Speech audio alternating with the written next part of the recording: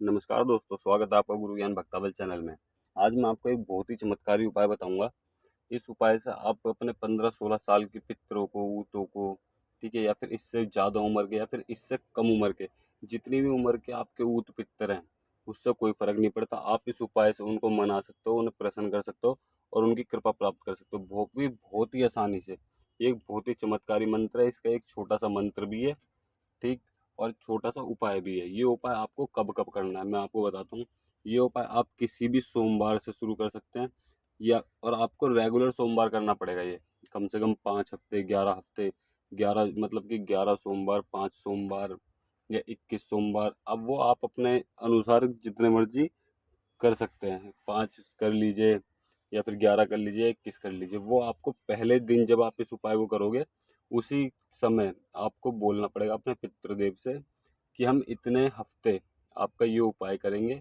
जो भी मेरे से गलती वलती हो जाए उसे माफ़ करना और मुझ पर अपनी कृपा प्राप्त करो और मुझे अपने दर्शन भी दो। इस तरीके से आप उनसे बोल सकते हैं, प्रार्थना कर सकते हैं। और जो भी अगर आपकी कोई भी समस्या है, कोई भी परेशानी है, उस चीज़ के लिए आप चाहते हो कि मैं इस सेवा को करूं, अपने ऊत पितरों को प्रसन्न करूं, तब भी आप इस उपाय को कर सकते हो बहुत ही आसानी से। इसका कोई ज़्यादा बड़ा विधि विधान नहीं है। बस आपको जिस दिन परहेज मतलब कि परहेज कब करना है, जिस दिन आप सोमवार को इस पूजा को करोगे ना, उससे एक दिन पहले से परहेज करना है आपको, और पूरे सोमवार तक, ठीक है ना। मतलब कि संडे से आपको परहेज करना है और पूरे सोमवार तक। परहेज क्या क्या होंगे आपको? नॉन वेज, किसी भी नशे इत्यादि का भोग नहीं करना, और आपको ब्रह्मचार्य का पालन करना है, और जितने परहेज होते हैं वो सब आपको करने हैं, ठीक। कोई भी नॉन वेज वगैरह नहीं खाना। उसके बाद में आपको क्या करना है, सबसे पहले तो मैं आपको उपाय बता दूं कि किस तरीके से करना है, फिर आपको मंत्र बताऊंगा।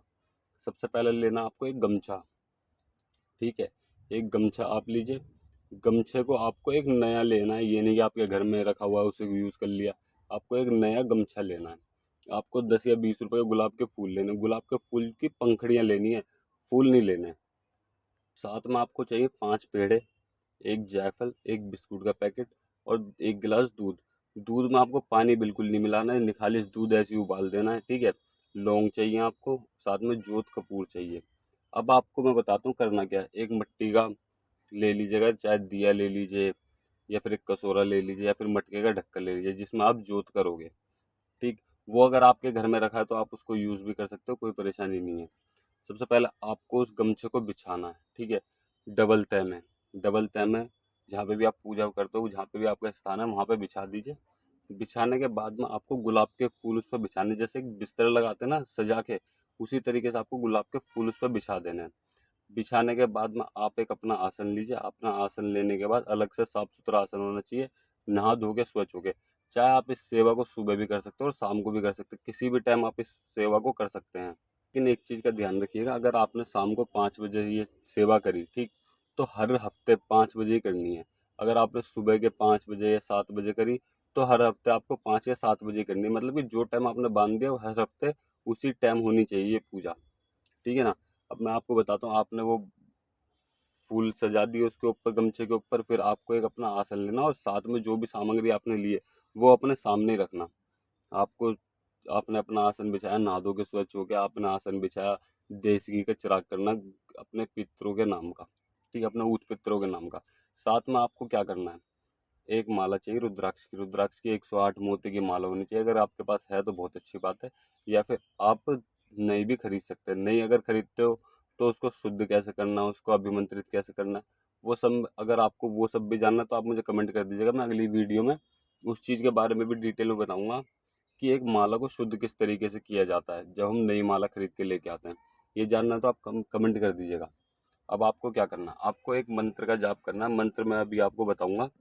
मंत्र है ओम पितृ देवताभ्यो नमः, ओम पितृ देवताभ्यो नमः, ओम पितृ देवताभ्यो नमः, ओम पितृ देवताभ्यो नमः।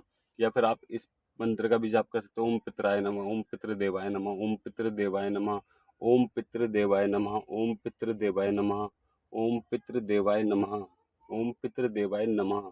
इस मंत्र का भी आप जाप कर सकते हैं। इन दोनों में से किसी भी मंत्र का जाप कर लीजिए। अगर आप इनके मंत्र से पहले ओम गण गणपते नमः का इस मंत्र का जाप कर सकते हो तो बहुत अच्छी बात है। या फिर आप डायरेक्ट भी इन मंत्रों का जाप कर सकते हैं, पितृदेव के मंत्र का जाप कर सकते हैं। तो आपने मंत्र जाप कर लिया, मान लीजिए 108 माला आपने 108 बार आपने जाप कर लिया, लेकिन आपको 108 बार ही जाप नहीं करना, आपको कम से कम 11 माला जाप करना है। शुरू शुरू में आप 11 माला नहीं कर पाओगे, तो आप ऐसे बढ़ा सकते हो कि आज 2 माला कर ली, 3 माला कर ली, 5 माला कर ली, 7 माला कर ली। एक चीज़ का आप अवश्य ध्यान रखिएगा, अगर आपने एक दिन 2 माला करी है, 3 माला करी, तो उसके अगले हफ्ते आप 1 माला नहीं कर सकते, आप 3 माला या फिर इससे बढ़ा के माला करिएगा, उससे कम नहीं कर सकते। इस चीज़ का आप अवश्य ध्यान रखिएगा।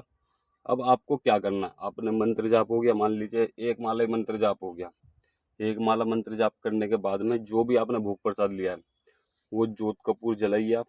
जोत कपूर जलाने के बाद जायफल चढ़ाइए अपने ऊत पितरों के नाम से, और जो भी आपकी प्रार्थना वो बोलिए। लौंग का जोड़ा चढ़ाइए, 1 लौंग का जोड़ा चढ़ेगा बस। 1 लौंग का जोड़ा चढ़ाइए। 1 लौंग का जोड़ा चढ़ाने के बाद जो आपने पेड़े लिए हैं, 5 पेड़ हैं, उनमें से 5 में से पेड़े चढ़ा दीजिए। बिस्कुट है वो चढ़ा दीजिए दूध के साथ लगा के, फिर थोड़ा सा दूध भी चढ़ा दीजिए।